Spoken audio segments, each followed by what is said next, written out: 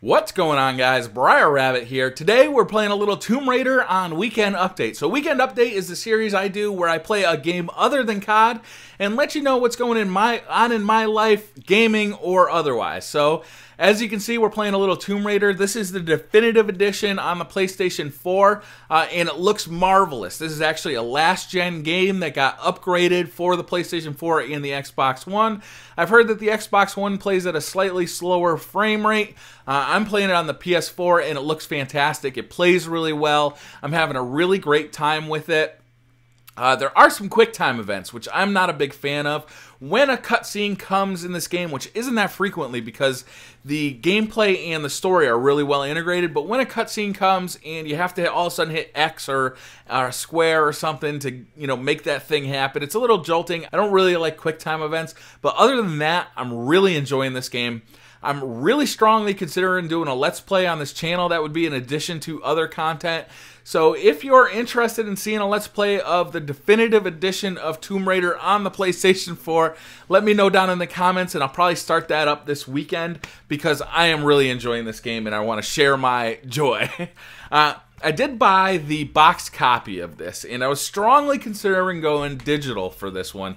If you don't know, I play a lot of Call of Duty, obviously, so I actually regret buying Call of Duty as a boxed copy because it would be much more convenient for me to be able to just start that game up without having to go looking for a disc if I played something else or whatever. And on both consoles, I own it on both the Xbox One and the PS4.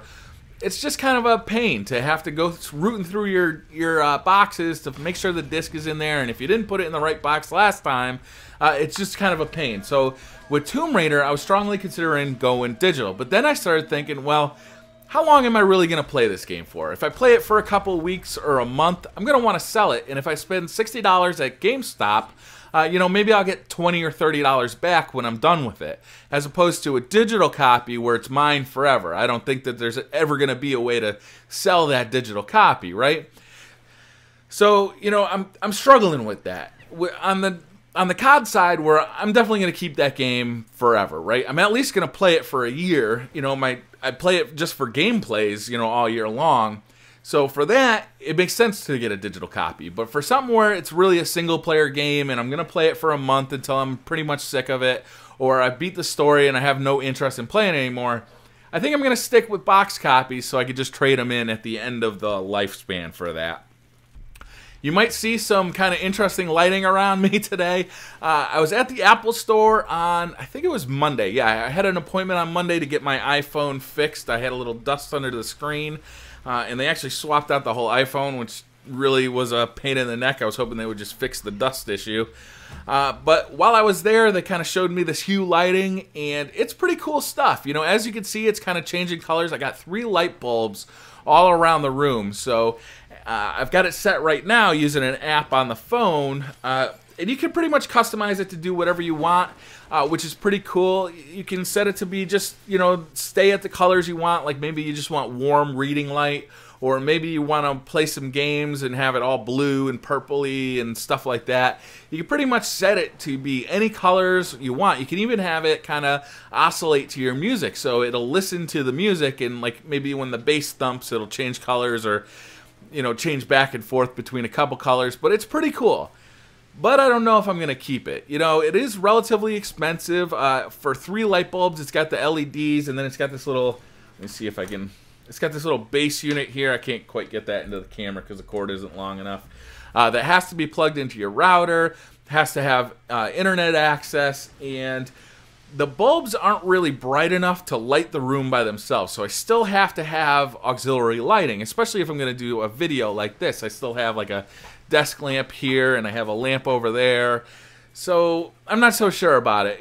Maybe I'll keep it, maybe I won't. I'm still kind of deciding. It is pretty cool though. I thought it might be cool in the videos, so we'll see what you guys think. I'll see what I think. So this week I've been playing a ton of the Onslaught DLC for Call of Duty Ghosts, and I'm really enjoying it. I really like that they gave us 2 new guns, the Maverick Assault Rifle and the Maverick Sniper Rifle. Both of them are fairly useful. Neither one of them I feel are super overpowered. I feel like they fit in well with the game. I like them both. I don't really prefer either one of them, like over other guns in their class.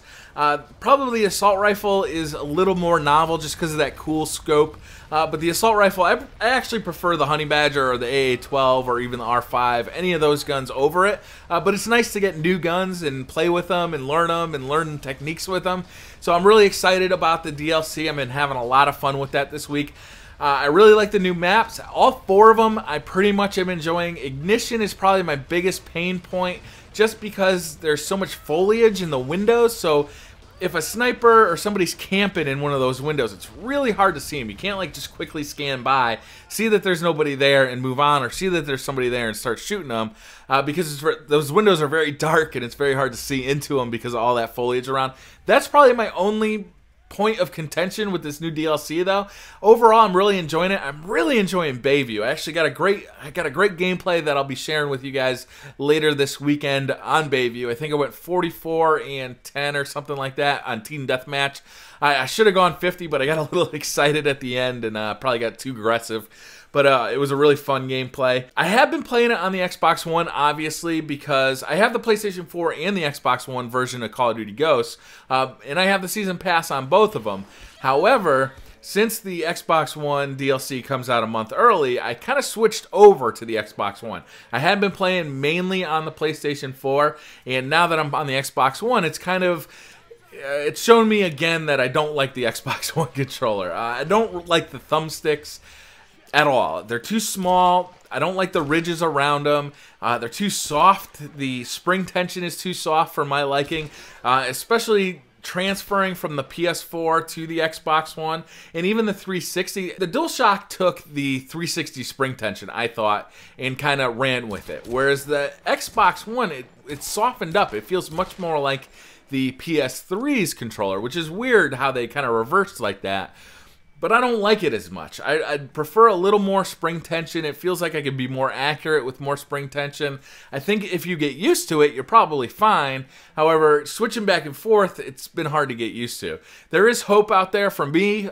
Personally, I've heard that Razer put out a press release today saying that they will be releasing an Xbox One controller. If you've seen my channel in the past, you know that I have done reviews on the Razer Onza and the Razer Sabertooth. Both of them were Xbox 360 controllers. And the Razer Onza was okay. It had some durability issues. It had some issues to it. It had some cool ideas, though, too, like the adjustable tension on the thumbsticks. The Razer Sabertooth I thought was a really good controller. I thought that was a superb controller. However, it got bumped out of my rotation by a SCUF controller. I play a lot of Call of Duty, and the SCUF controllers are excellent for Call of Duty. So the Sabertooth kind of just got pushed toward the side. I still used it once in a while for single-player games, but for the most part, I used a SCUF controller. We haven't heard anything from SCUF as far as the Xbox One goes. I know that they're going to release an Xbox One controller. I'm positive.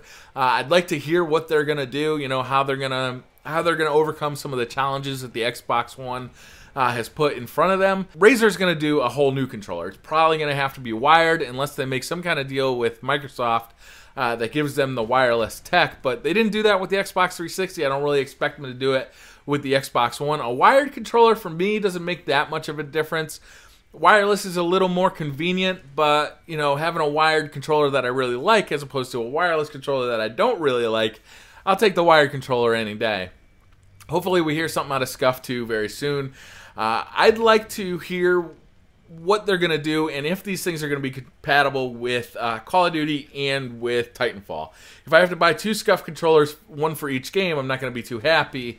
If that really depends on what Titanfall's controls are like, though. If they're similar to Call of Duty's, then we should be all set.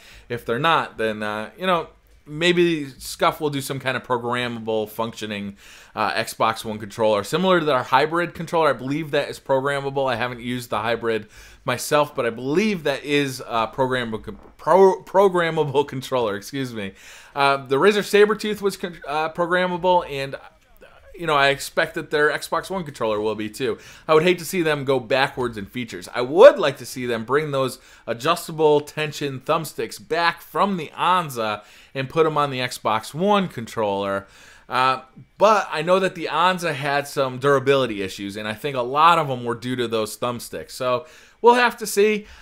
You know, I'm just not happy with the Xbox One controller, so I'll be keeping a close eye on that, as well as the headset situation. I was actually at GameStop today, and I talked to them about, you know, when are you guys expecting to get these things in? And they said, well, they've been delayed from February to March. So hopefully that all happens before Titanfall, but I don't like having stereo sound only. I'd much rather have the surround sound in my headset, so hopefully Xbox One will get all that stuff figured out, and when Titanfall ships, we'll be in good shape. What else we got? Oh, I got a new smartphone, so I got a replacement smartphone. I mentioned it earlier. I had a little dust in the screen. I thought I'd bring it to the Apple store. They'd clean it out for me, but no, they replaced the whole thing. So you don't know how much you become reliant on these things until you have to go without it. So I replaced it on Monday, and I had done a full backup using iCloud for Apple, and it didn't work. The restoring process didn't work. So I was basically trying to get it to work over and over again for, well, until Thursday. So Monday, Tuesday, Wednesday, Thursday. And during that whole time, I'm missing texts, I'm missing phone calls, I'm missing emails. All this stuff is happening, and people are getting all sorts of pissed off at me. And I use this thing for a GPS in my car. I use it for all sorts of stuff. I use it to look up movie times. I use it for everything during my day. And when it's not working, you get so frustrated, you know? And so it's made me kind of appreciate when this thing is working. It's finally back and up running. Even like checking Twitter. You know, when I reply to comments, I do it from my phone. You know, I sit there and when I have a few extra minutes, I'll reply to comments on my phone. I haven't been able to do that all week. When I'm sitting on my computer, it's to work. You know, I don't watch YouTube videos on my computer that much. And I don't reply to comments on my computer. I really do that from my phone when I have, you know, a spare couple of minutes. You'll see me kind of tapping away and replying to comments. So not having a phone is a pain in the ass, and you don't really realize it until you have to go without. So there's probably some of you guys watching that, you know, they're not of cell phone age yet, but man, you can become so dependent on these things. The calendar, you know, I don't know what appointments I've got. It's unbelievable. So I think that's going to do it. I think this has been a pretty long video. Hopefully I got enough gameplay to fill all this up. Thank you very much for watching. I really appreciate it. I'll see you guys next time. Don't forget to hit that like button, and I'll see you guys next time. Bye.